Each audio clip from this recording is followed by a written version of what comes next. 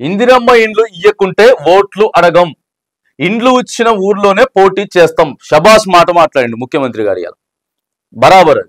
ఇందిరమ్మ ఇండ్లు ఏడాడైతే ఇచ్చిండ్రో ఆడనే మీరు ఓట్లు అడుగుండ్రి, ఆడనే మీరు పోటీ చేయండి. 2028 రాబోయేటటువంటి ఎన్నికల వరకు కూడా ఓకే రైట్, మీరు ఎవరెవరికైతే ఇందిరమ్మ ఇండ్లు అయితే ఇచ్చిండ్రో వాళ్ళే మీకు ఓట్లు వేయాలి, అంతే కదా. బరాబర్ చెప్పింది సారు. నన్ను కాపాడుకునే బాధ్యత కార్యకర్తలదే. మోడీ కేసీఆర్ పాలనపై నేను చర్చకు సిద్ధం. నేను ఓడిపోతే ముక్కు నేలకు రాస్తా. మేం అధికారంలోకి వచ్చాక కొడంగల్ ప్రాజెక్టు చేపట్టాం. జిల్లా అభివృద్ధికి ఎన్ని వేల కోట్లైనా ఖర్చు చేస్తా. బడ్జెట్ నుంచి కేటాయించడానికి రెడీగా ఉన్నా.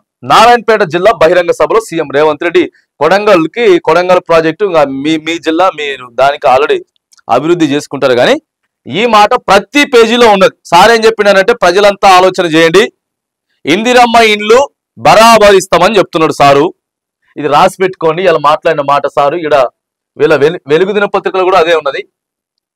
ఇగో హామీల అమలుపై సిద్ధమా, దీని మీద చర్చ పెట్టాలి, కూసోవాలి. మోదీ కేసీఆర్ పాలన అని చెప్పేసి అంటే సరే మోదీ పక్కగా పెట్టి ఇక్కడ రాష్ట్రం చూసుకుందాం. కేసీఆర్ పాలన రేవంత్ రెడ్డి గారి పాలన రెండు చూడాలి.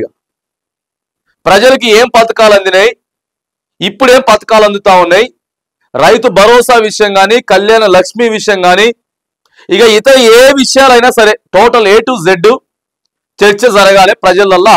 ఇగో ఇదంతా చూడండి. 12 ఏళ్ల ప్రధాని మోదీ పాలనపై, 10 ఏళ్ల కేసీఆర్ పాలనపై, 12 నెలల మా పాలనపై చర్చకు సిద్ధం. రైట్, ఇక చర్చ పెట్టాలి. సార్ ముక్కు నేలకు రాస్తారట. మరి ఇది ఇక ఏడ పెడతారో చర్చ ఖచ్చితంగా జరగాలి. ఏదన్నా ప్రముఖమైనటువంటి ఛానల్లో పెట్టినా డిబేట్ ఓకే, లేకపోతే ఒక 4-5 ఛానళ్ళు తీసుకొని 4-5 ఛానళ్లలో రేవంత్ రెడ్డి గారు డెబిట్ పెడదామని అంటా ఉన్నాడు. డెబిట్ పెడితే ఎవరి పరిపాలన బాగున్నది అని చెప్పి ఒక్కసారి ఓట్లు వేయించినా మంచిదే. 5 ఛానళ్ళు తీసుకొని 5 ఛానళ్లలో రేవంత్ రెడ్డి పరిపాలన, కేసీఆర్ పరిపాలన మీద, ఎందుకంటే ముఖ్యమంత్రి గారు చర్చకు సిద్ధమన్నాడు కాబట్టి ఈ చర్చలో ఎవరు గెలుస్తారు అని చెప్పి పోలు పెట్టాలి. అప్పుడు బయటకు వస్తుంది అసలు భాగవతం అప్పుడు బయటకు వస్తుంది. చక్కగా రైతు బంద్ ఇవ్వడం సాధగాలేదండి వీళ్ళకి. సీదా చెప్తా ఉన్నాం కదా. మరి ముఖ్యమంత్రి సార్ ఎట్లా సభలలో చెప్తాడో అర్థం కాదు, కానీ అంత డైరెక్ట్ చెప్తే చూసి అసలు కేసీఆర్ పాలనకి మా పాలనకి చర్చకు సిద్ధం అట. మరి ఎట్లనో అది ఓడిపోతే సార్ మళ్ళీ ముక్కు నేలకు కూడా రాస్తాడట.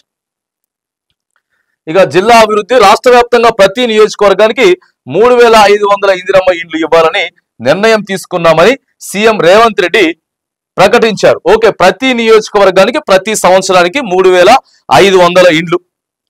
5 సంవత్సరాలు కదా వీళ్ళు పరిపాలించేది. 5 × 3 = 15, 5 × 5 = 25, 17,500 మందికి ఇండ్లు ఇవ్వాలి.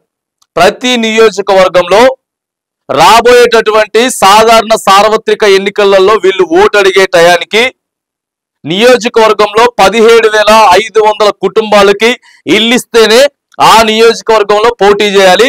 ఆ నియోజకవర్గంలో రేవంత్ రెడ్డి గారు ఓట్లు అడగాలి. ఇది సీదా రాసి పెట్టుకోవాలి. ఈరోజు 22వ తారీఖు ఫిబ్రవరి 2025 సంవత్సరంలో ఉన్నాం. రాసి పెట్టుకోవాలి. దీని మీద ఖచ్చితంగా కూడా అడిగేటటువంటి ప్రయోగం ఈయన హరీష్ రావు చెప్తున్నాడు. ఇక ఆల్రెడీ రాసుకొచ్చారు కదా, ప్రతి సవాల్కి సిద్ధమని చెప్తుండు. ఏ రోజు ఎక్కడో చెప్పిన చోటికి సమయానికి వస్తామని చెప్పారు. ఇక కూర్చోబెట్టారు. ప్రజలంతా కూడా దీనికోసమే వెయిట్ చేస్తా ఉన్నారు. కూర్చోబెట్టండి, చర్చ పెట్టండి, ఆధారాలతో సహా చూపించాలి. నోటి మాటలు వద్దు. నోటి మాటలతో కాదు, ఎవరెన్ని ఉద్యోగాలు ఇచ్చిండ్రు, ఎవరెన్ని పథకాలు ఇచ్చిండ్రు, ఎవరెన్ని ప్రాజెక్టులు కట్టిండ్రు, ఎవరెన్ని అప్పులు తీసుకొచ్చిండ్రు అనేది ప్రతిదీ చర్చ జరిగితేనే మరి ఇలా బయటకు వస్తుంది. చూడండి ప్రజలారా, ఏదేమైనా కానీ ఇందిరమ్మ ఇండ్లు ఇస్తామని చెప్తున్నాడు. ఎంతో మంది ఇందిరమ్మ ఇళ్ల కోసం ఇలా వెయిట్ చేస్తున్నారు కదా. ఇందిరమ్మ ఇండ్లు ఇచ్చిన తర్వాతనే మరి మేము ఓట్లు అడుగుతామని చెప్తున్నాడు. కాబట్టి ముఖ్యమంత్రి రేవంత్ రెడ్డి గారు ఇదే మాటకి కట్టుబడి ఉండాలి.